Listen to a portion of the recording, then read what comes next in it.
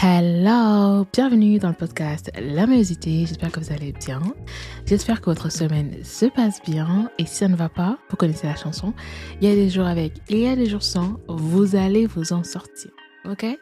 Alors je on se retrouve pour parler d'un nouvel sujet, comme vous avez vu dans le titre, on va parler du TDAH, trouble de l'attention avec ou sans hyperactivité, trouble que j'ai découvert récemment, et j'aimerais donc vous parler un peu de comment je me suis doutée de l'avoir, qu'est-ce que c'est et surtout vous proposer des solutions que moi je mets en place personnellement tous les jours pour pouvoir m'en sortir.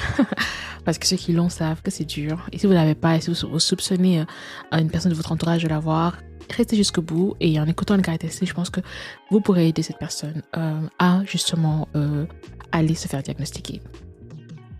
Alors, comme d'habitude, mettez-vous à l'aise si vous aimez bien écouter ça en prenant votre thé, vaquez à vos occupations. En tout cas, on va passer un peu de temps ensemble. Et j'espère, comme d'habitude, vous allez trouver ça intéressant, que ça va vous apporter la valeur. C'est parti. Alors, je me suis rendue sur Google afin de vous trouver une définition. Donc moi, je sais plus ou moins ce que c'est, mais je voudrais vraiment vous trouver une définition, j'ai envie de dire, générique, quoi, et validée par des institutions. Et du coup, sur Google, on me dit que c'est une maladie. C'était un peu une nouvelle, parce que personnellement, je prenais ça vraiment plus comme un trouble, voilà, quelque chose, une différence, mais pas forcément comme une maladie, du coup, mais en tout cas, selon Google, c'est totalement catégorisé en tant que maladie. Et donc, ils disent que c'est une maladie chronique caractérisée par des troubles de l'attention, une hyperactivité et une impulsivité. Donc, c'est un trouble de déficit de l'attention avec sans hyperactivité. Il apparaît souvent dans l'enfance et peut se poursuivre à l'âge adulte. Il peut être caractérisé par une faible estime de soi, des relations difficiles et des difficultés à l'école ou au travail. Voilà, ça c'est la définition que nous donne Google et qui est une définition que je valide pas mal. C'est totalement ce qu'il en est. Après la partie maladie, personnellement, je ne caractérise pas ça comme une maladie, mais plus comme une différence, comme une manière différente de fonctionner. Mais après, c'est vrai qu'une maladie en soi, c'est une différence qui devient problématique, qui entraîne des conséquences néfastes pour la personne, qui complique sa vie, qui entraîne de la souffrance, je pense, c'est surtout ça. Une différence qui entraîne de la souffrance, je pense c'est là où on commence à parler de pathologie. Donc, disons par exemple, après, si vous avez un bouton voilà, qui est juste là, c'est une différence, mais tant qu'il ne vous fait pas souffrir, il ne vous gratte pas, il ne s'affecte pas, il ne grossit pas, on peut ne pas forcément parler de pathologie, vous voyez. Enfin, pathologie, je pense, c'est là où dès que vient cette notion de souffrance, etc. Donc, c'est vrai que à partir de là, je peux comprendre pourquoi ils ont caractérisé la TDAH comme une maladie, parce que le TDAH peut vraiment faire souffrir.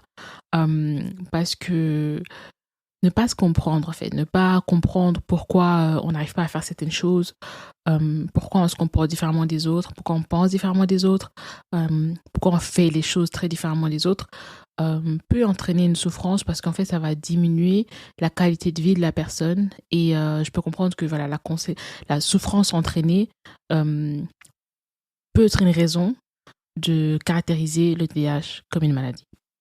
Mais en dehors de ça, en effet, je suis totalement d'accord avec le reste. En tout cas, c'est réellement un trouble de l'attention, des grandes difficultés à se concentrer, une ennui très très très rapide, s'ennuyer très vite des choses, se lasser très vite des choses et parfois des gens. Malheureusement, ça c'est pas une bonne nouvelle. Et du coup, avoir du mal à se concentrer en classe, avoir du mal à se concentrer pour faire des tâches, etc. Donc, il faut savoir que les personnes avec du TDAH, on va souvent compenser. On va trouver une manière, en fait, on va mettre en place des systèmes qui vont nous aider à compenser, qui vont nous aider à cope en anglais, qui vont nous aider, en fait, à gérer nos problématiques. Moi, en tout cas, ce qui était niveau scolaire, j'arrivais encore à me concentrer en classe pour les matières qui m'intéressaient. Donc, quand je pense à mes souvenirs du secondaire notamment, et quand j'essaie de me rappeler les moments où j'étais concentrée, c'est les cours qui me reviennent en tête le plus rapidement, c'est les cours de biologie. Et c'était mes cours préférés. Du coup, chaque fois on parle de concentration durant ma scolarité, d'office, c'est les cours de biologie qui me reviennent. Et donc, parfois, j'ai tendance à dire aux gens, ah oui, j'étais concentrée. Sauf que j'oublie fortement les cours de géo qui m'ennuient à mourir, les cours de chimie qui m'ennuient à mourir, les cours de... tous les petits cours un peu bizarres, de religion, je pouvais me tuer. Enfin, il y avait vraiment des cours qui était vraiment non interesting. Non interesting, avec des profs pas stimulants, une manière d'enseigner, mais oh Dieu, voilà.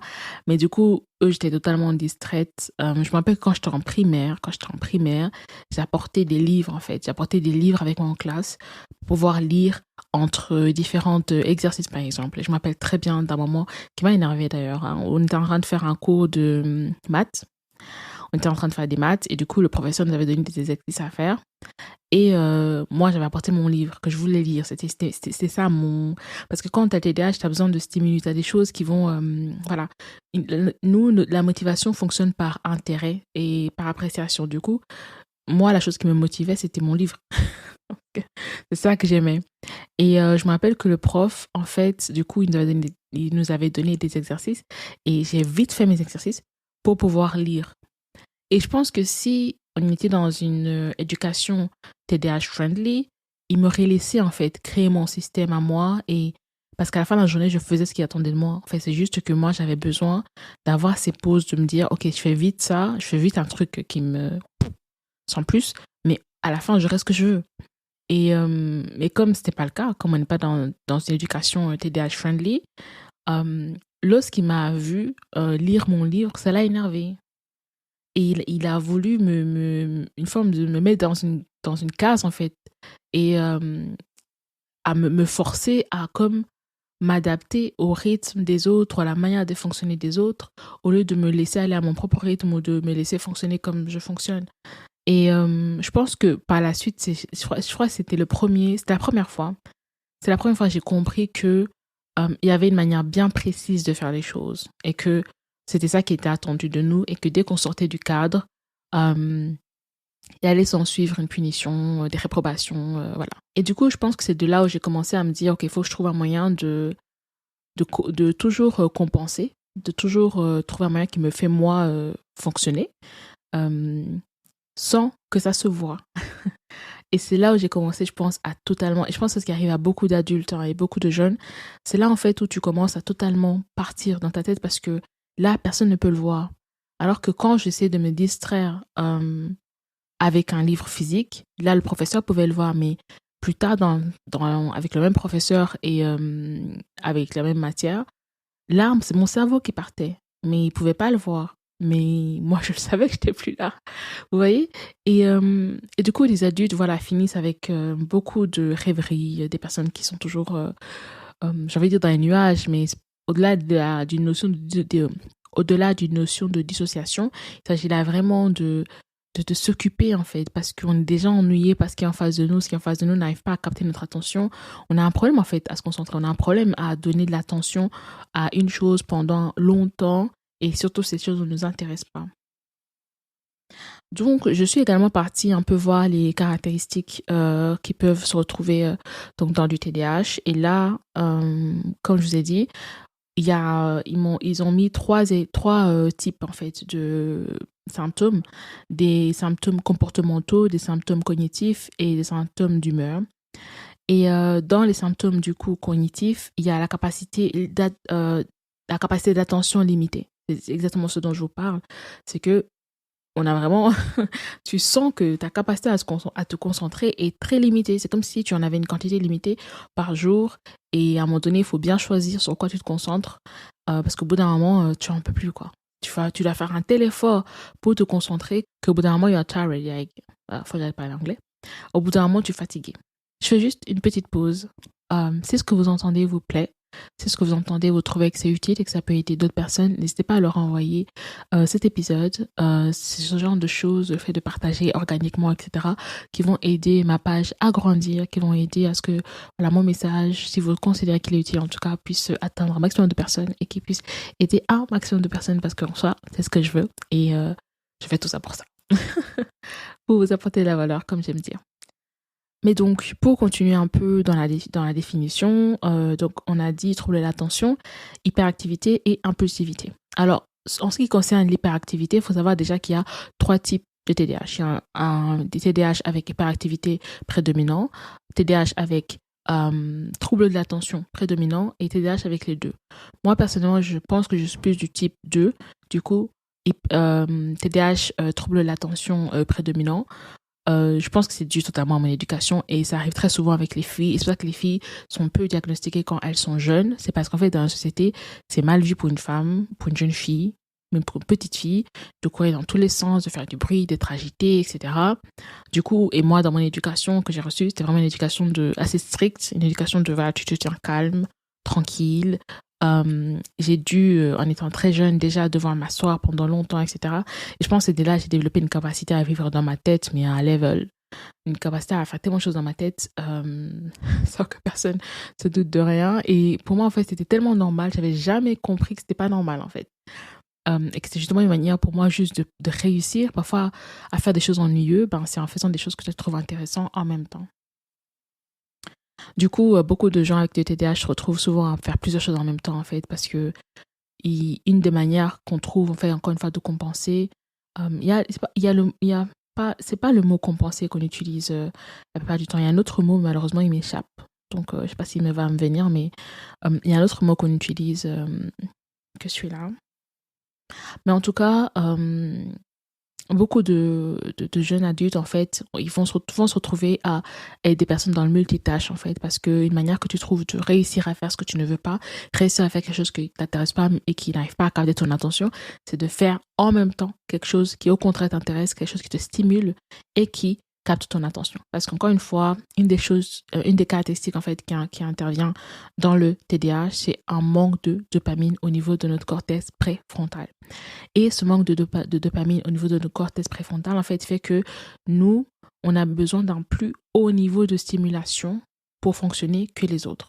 Du coup, les personnes avec TDAH, ils vont tout le temps dans la stimulation. C'est pour ça qu'on finit dans l'hyperactivité. On a besoin ça doit continuer à rouler. On doit faire des choses tout le temps, des choses qui nous intéressent, qui nous stimulent tout le temps, tout le temps.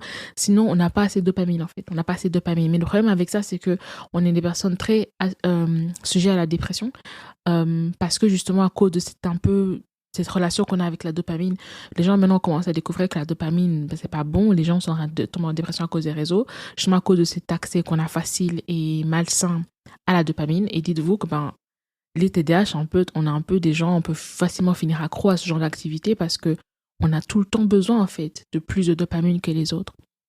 Donc ça, c'est quelque chose qui peut, encore une fois, entraîner de la souffrance pour des personnes TDAH. Donc le TDAH, comme également, il continue à dire que TDAH apparaît souvent à l'enfance et se poursuit à l'âge adulte. C'est le cas. Moi, quand j'étais jeune, encore une fois, comme beaucoup de jeunes filles, j'arrivais à le cacher. C'est vraiment plus en grandissant et lorsque je suis arrivée surtout à l'université et que le nombre de choses à faire a augmenté, pas forcément la difficulté, mais la quantité de choses à faire a augmenté et j'étais dans l'incapacité de gérer. Alors, pendant longtemps, j'ai cru que c'est juste parce que j'aimais pas ce que je faisais, que c'est juste parce que, voilà, j'étais peut-être indisciplinée, j'étais mal organisée, etc.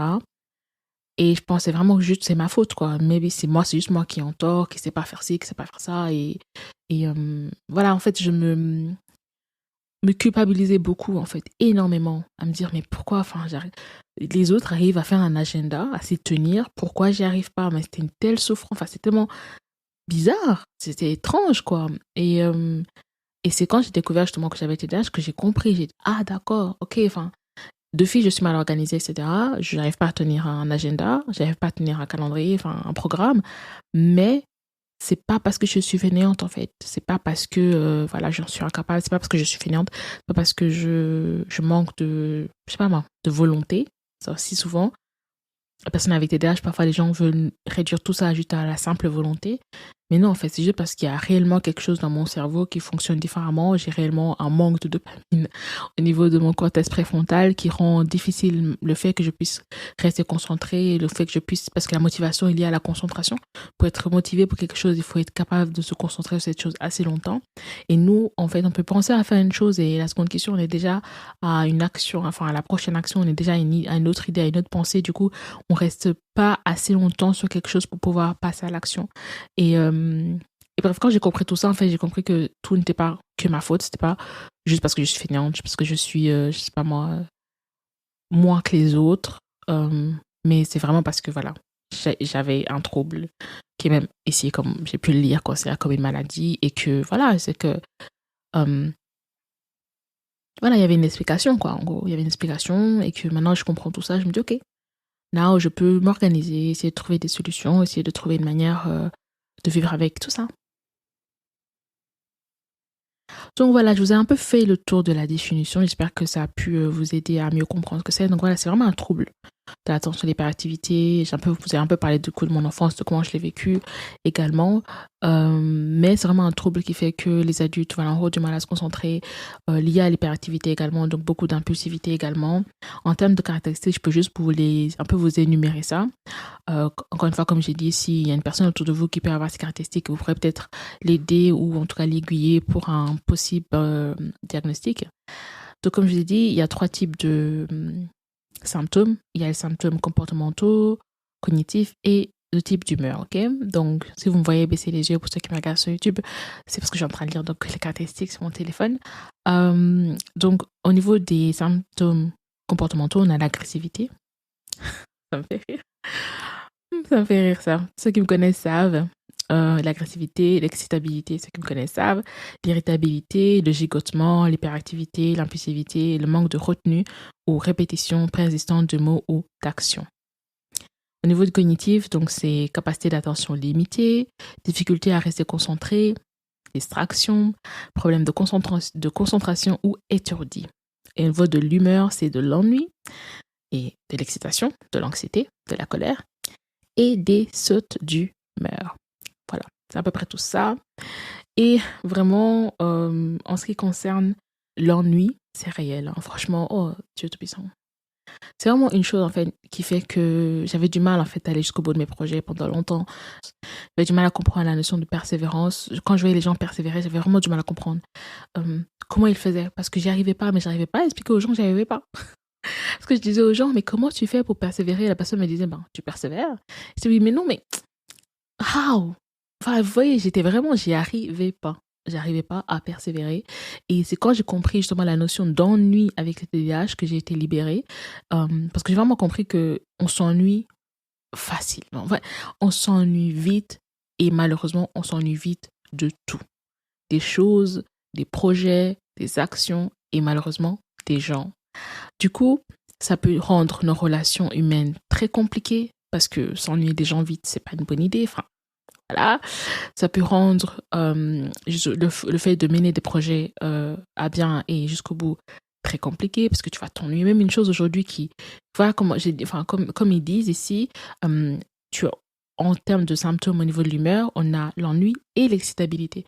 Donc quelque chose qui aujourd'hui t'excite, hein. Tu es trop content, tu es à fond dedans, tu es tellement sûr que tu vas aller jusqu'au bout, tellement tu kiffes ce que tu fais. Le lendemain, ça peut déjà t'ennuyer. Et comment réussir à malgré tout agir? Enfin, c'est très difficile. C'est vraiment très difficile parce que du coup, là, il faut réussir à créer des habitudes. Mais quand ça se fait dans un laps de temps aussi court, t'as pas eu le temps de créer des habitudes. Donc vraiment, les gens qui TDAH se trouvent souvent dans des cercles vicieux où on n'arrive pas en fait. On n'arrive pas. Et c'est vraiment, vraiment chaud. Mais honnêtement, le TDAH, vraiment, si je n'avais pas découvert que je l'avais, et si j'avais pas le fait de réaliser que je l'ai, m'a permis de prendre ça au sérieux en fait, et de m'attaquer à la réelle problématique. Pour vous donner un exemple, pendant longtemps, j'ai juste cru que c'est moi qui ne suis pas persévérante. Du coup, beaucoup de gens voyaient ça comme je suis fainéante. Ouais, j'ai un manque de volonté. Je ne sais pas être persévérante. Je ne sais pas travailler. Vous voyez, je ne sais pas m'asseoir et faire ce que j'ai à faire. J'ai un manque de discipline. Et ça, c'était pas les problèmes, c'était pas les causes. Tout ça, c'était les conséquences. Et si je n'avais jamais découvert que j'avais TDAH, j'aurais jamais compris ça.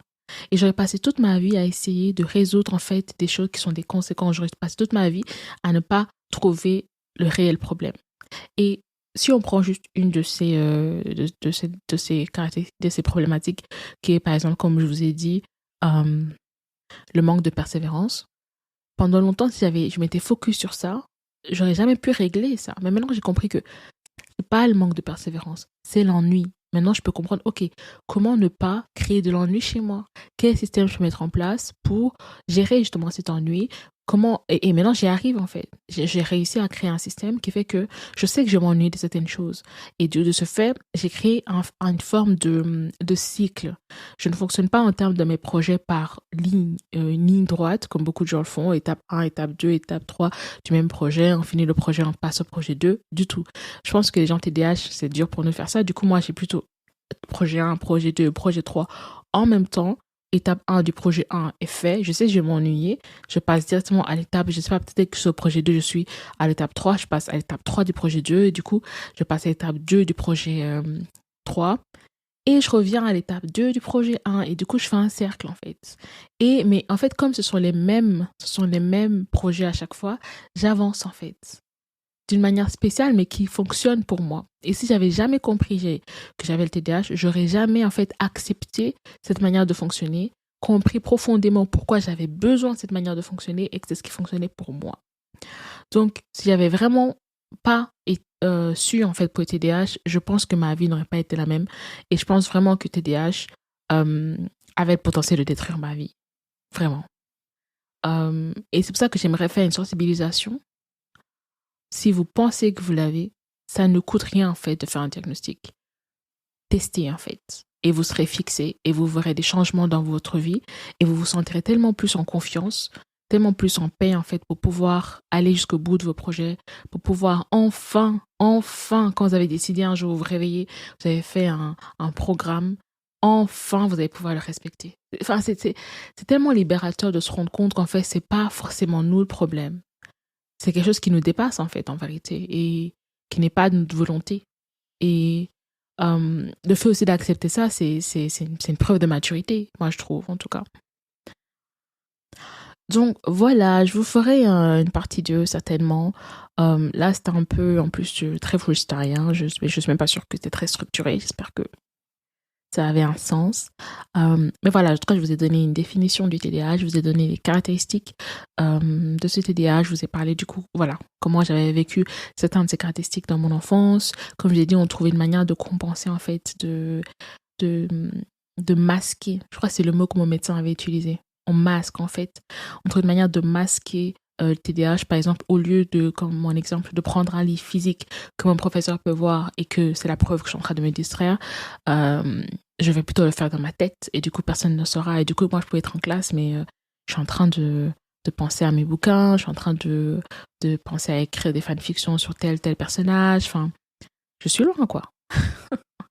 Je suis loin et je me distrais autrement. Et je parlais après, en grandissant, j'ai appris à parler avec mes voisins sans que me faire attraper forcément. Mais je trouvais toujours un moyen de me distraire ou d'écrire des histoires dans mes cahiers. Je trouvais toujours un moyen de me distraire, mais c'est vrai que c'était dur, franchement, les secondaires. L'ennui de ça, c'est... Je pense que j'ai fui les secondaires. Le plus que j'ai fui, c'était l'ennui. Et je pense que pendant longtemps, j'ai passé une partie de ma vie à fuir l'ennui, tellement ça me dépasse. It's too much for me. Mais bon, je ferai donc une partie 2 en tout cas. Et juste avant de terminer, si je pouvais vous donner voilà, une technique que j'utilise, mais je vous l'ai déjà donnée en vérité. C'est cette technique en ce qui concerne les projets, la gestion de projet. Comme j'ai dit, en tant que TDAH, c'est dur d'avoir un projet, de se dire qu'on va fonctionner comme tout le monde, étape 1, étape 2 du même projet, et finir le projet 1 et puis passer au projet 2.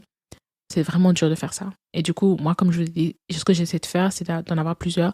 Mais encore une fois, il ne faut pas se disperser. Il faut trouver un juste équilibre entre productivité, j'ai envie de dire multipotentiel, et être tout simplement dispersé, en fait. Hein. Ne plus avoir de focus et du coup, avancer partout et du coup, avancer nulle part. Donc, l'idée, c'est vraiment de trouver en fonction de vous, votre propre équilibre, combien de projets pouvez-vous gérer en même temps. Et il faut vraiment être honnête avec soi-même. Et une fois que vous avez choisi ces projets-là, limitez-vous à ceux-là et avancez en fait. Aujourd'hui, vous faites l'un, demain, vous faites un autre, etc. Et ça garde une forme de stimulation constante qui fait qu'on ne s'ennuie pas en fait. Dès qu'on s'ennuie d'un projet A, on va au projet 2. On s'ennuie du projet 2, on va au 3, etc. Et ça permet qu'on est en train de faire des choses qui font que quand on a passé un peu beaucoup de temps loin d'un projet, il nous manque. On a envie de retourner. Et du coup, on a une certaine volonté qui réapparaît. Et puis parfois, quand c'est inévitable de se concentrer pendant une période, par exemple, sur un projet bien défini, là, c'est là où intervient la médication. Ça aide énormément. Et c'est là également intervient des choses comme la méditation pour aider à augmenter notre capacité de concentration. C'est là aussi intervient le fait de limiter sa présence, enfin sa consommation des réseaux, surtout des formats courts. Je conseille à toute personne TDAH de fuir euh, des choses comme les réels et les TikTok. C'est vraiment quelque chose qui ne doit pas être consommé, en tout cas trop régulièrement, parce que ce genre de contenu en fait est déjà en train de faire en sorte que les personnes, j'ai envie de dire normaux, ont déjà des troubles de l'attention eux-mêmes. En fait, les gens n'arrivent même plus à se concentrer à cause de ce genre de contenu en fait qui sont en train de diminuer la capacité d'attention des gens. Et si en plus vous avez TDAH, mes amis, non, not possible. Donc moi maintenant, moi perso, je suis vraiment une adepte des formats longs, des 1 heure, 2 heures, 3 heures. Hein. Je suis là. Et des sujets qui m'intéressent bien sûr. Et en même temps, je fais autre chose. Voilà, je nettoie, etc. Mais amener en fait cette notion de productivité, de stimulus, de stimulation et tout en s'écoutant. En tout cas, en ce qui concerne les projets, voilà, en avoir plusieurs, les gérer. En ce qui concerne la consommation des formats courts, limiter ça un maximum parce que ça aggrave la chose. Pensez à faire la méditation, j'en parlerai peut-être dans la partie 2. Si ça vous intéresse, dites-moi quel type de méditation peut aider pour l'augmentation de sa capacité à se concentrer. Il y a également la médication. Si vous voulez aussi un review, dites-moi parce que j'en prends actuellement et qui peut également aider énormément quand on n'a pas le choix et que c'est très compliqué. Et bien dormir, bien manger, bref. Il y a énormément de choses qui entrent en compte pour bien prendre soin de soi-même, pour pouvoir être mieux fonctionnel en fait, et mieux fonctionnel avec son TDAH. Voilà, ça sera tout pour la partie 1. J'espère que ça vous a plu. J'en ferai une partie 2. J'aimerais bien peut-être avoir des questions de votre part, des choses que vous voudrez que j'aborde. Ça serait super. Dites-moi quoi dans les commentaires ou écrivez-moi un DM, c'est comme vous voulez. Moi, je vous dis à la prochaine. Prenez soin de vous. Et see you. Bye bye.